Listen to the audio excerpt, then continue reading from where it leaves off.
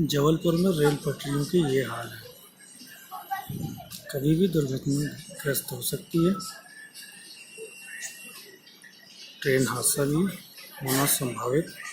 क्या ऐसी पटरी से कभी कोई घातक ट्रेन हादसा हो सकता है? ये यहाँ के इंजीनियर्स, टेक्निकल, जो पटरियों को चेक करने का काम, बदलवाने का काम करते हैं, उनसे मैं पूछता हूँ।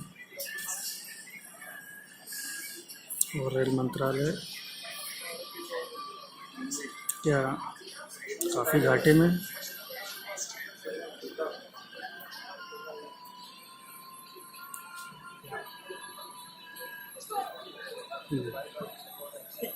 ये हाल है हमारे जबलपुर के यार्ड के पास, आउटर में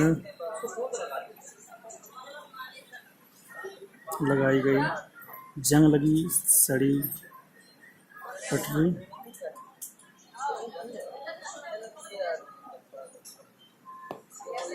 महाप्रबंधक से निवेदन है कि इसकी जांच करवाएं, सही है तो ठीक।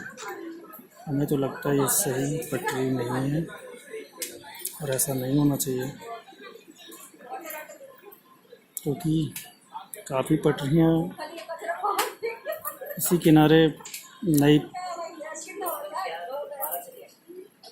पड़ी हुई हैं, परंतु ये हाल है कि पुरानी पटरी बनी हुई है।